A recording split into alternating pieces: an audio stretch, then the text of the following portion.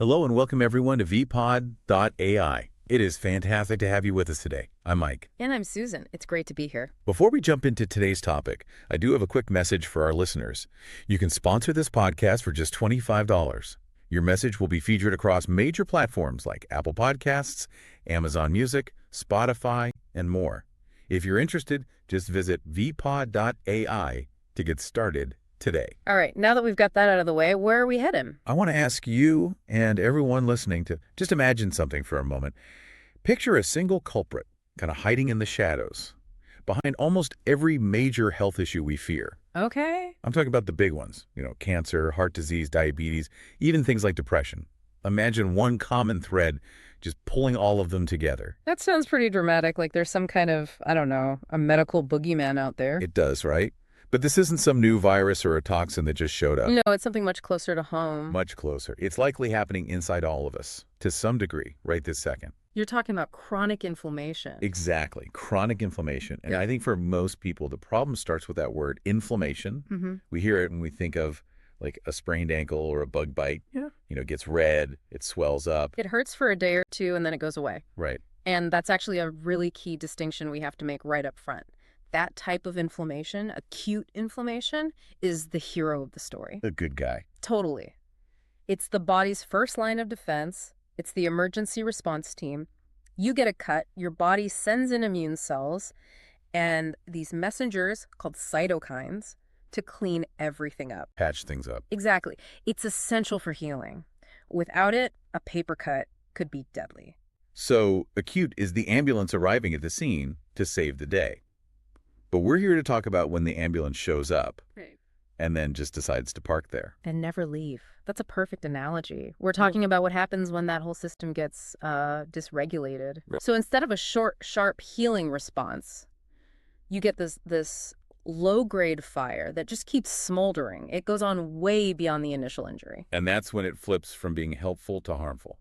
Completely. At that point, it's not healing anymore. It's causing chronic tissue damage. And the list of diseases linked to this is it's mind-boggling. We're not talking about minor aches. It's cardiovascular disease, type 2 diabetes, cancer, COPD, a whole range of autoimmune conditions. It really is the engine driving so many of these major pathologies. And the really scary part is that it's silent, right? That's the scariest part.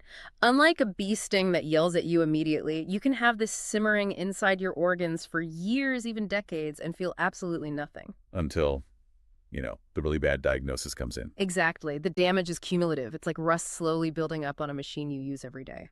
So let's unpack that. If this system is designed to save us, why is it suddenly turning against us on such a massive scale? Is this just a flaw in our design, or is something about modern life pouring gasoline on this fire? Well, it's definitely a mix of both, but modern life plays a huge role. One factor is just aging. There's a concept called immune senescence. Senescence?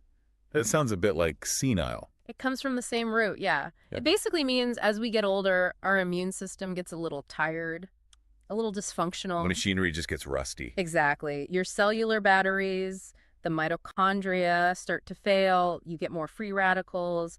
The brakes on the immune system just don't work as well. Okay, so getting older is part of it. Yeah. But we're seeing this in younger and younger people.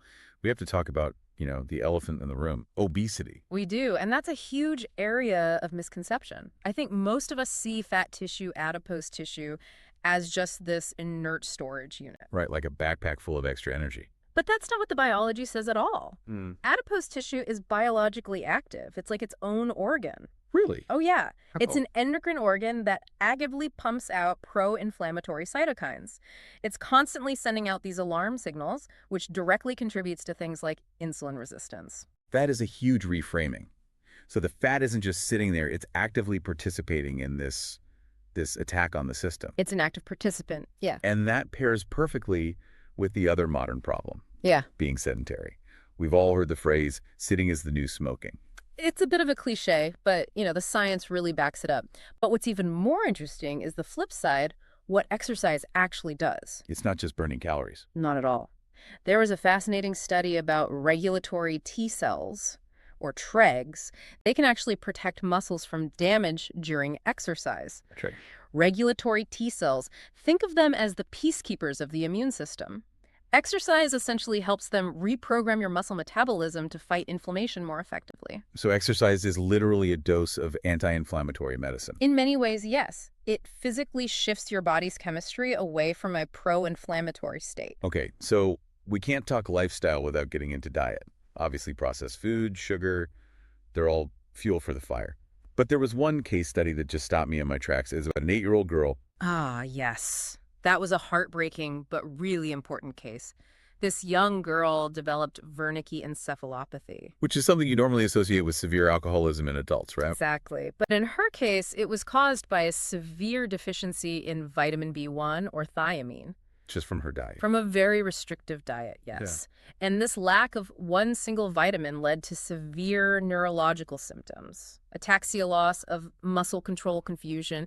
It's just definitive proof that what we don't put in our bodies can drive inflammatory damage in the brain. Wow. It's just so direct. The brain is that sensitive. Incredibly sensitive to these kinds of metabolic problems. Speaking of things we put in our bodies.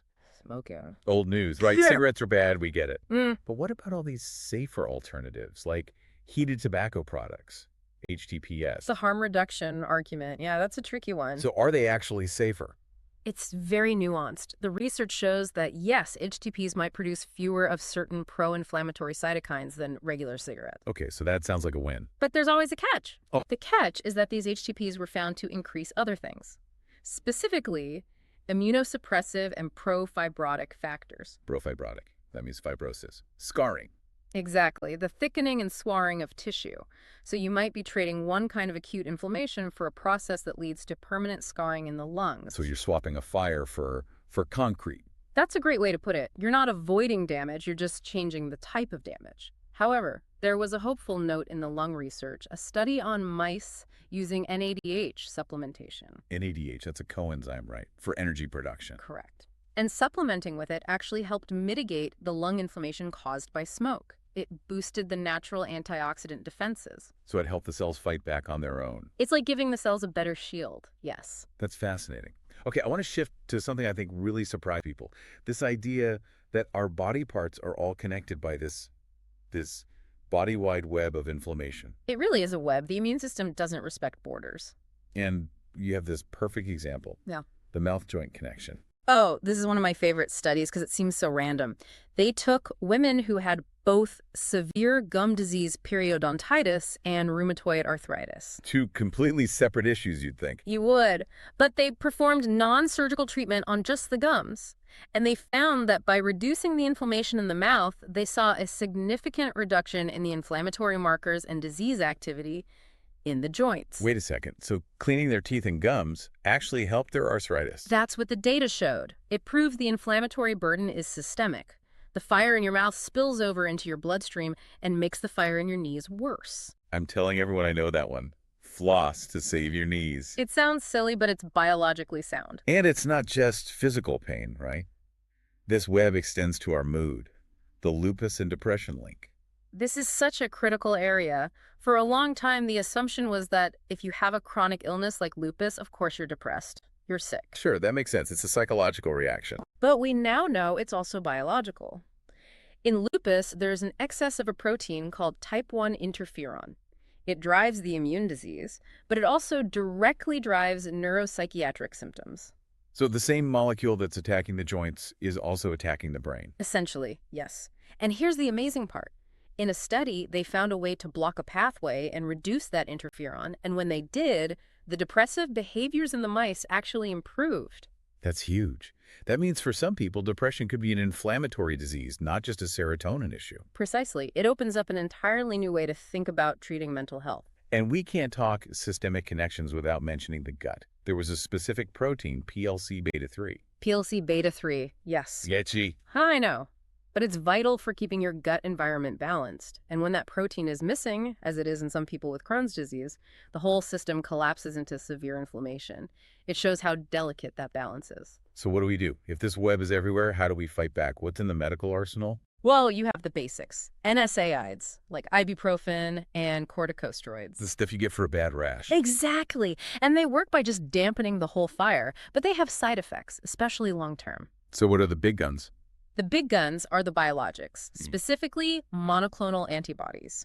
You see the ads for drugs ending in lemab, like infliximab. How are they different? Instead of a fire hose, they're like guided missiles. They target one specific inflammatory molecule, like TNF-alpha, and take it out.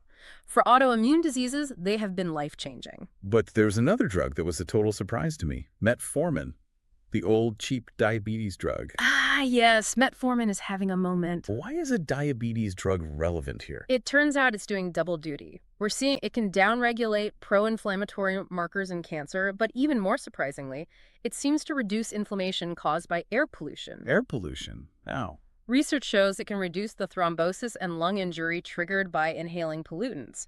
It basically tells the body not to overreact to the environmental junk we're breathing in. That is incredible. And looking to the future, what's on the horizon? I am personally very excited about NLRP3 inhibitors. Okay, what on earth is NLRP3? It's a key part of something called the inflammasome. The inflammasome. That sounds like a supervillain's headquarters. It kind of is. It's a protein complex that kicks off the whole inflammatory cascade. And new drugs that inhibit it have shown in mouse models of Alzheimer's that they can reduce neuroinflammation and improve cognitive function. That's the holy grail. Treating Alzheimer's by putting out the fire in the brain. It's an incredibly promising path. It supports this whole idea. So, to bring this all together, it seems like inflammation isn't just a side effect of disease. It's the engine. It's the driver behind almost everything we worry about, from gum disease to arthritis to Alzheimer's. And while we have these amazing new drugs coming, it sounds like the most powerful tools are the ones we can use every day. Absolutely. The fancy drugs are for when the house is already on fire. But to prevent it, it's the basics. Diet, exercise, gut health. Not smoking. Those are the daily tools that keep the fire from starting. It feels empowering. You're not just a victim of this silent process. Not at all. I want to leave everyone listening with a final thought then, something that's really been sticking with me. If inflammation is the root cause of all these seemingly separate diseases, are we approaching a future where we don't treat cancer or heart disease anymore? Where we just treat the inflammation and those diseases never even get a chance to start? That is the ultimate question, and based on where the science is heading, the answer might just be yes. A fascinating and hopeful thought. Thank you so much for breaking all this down. It was my pleasure. And thank you all for listening to vpod.ai. We'll see you next time.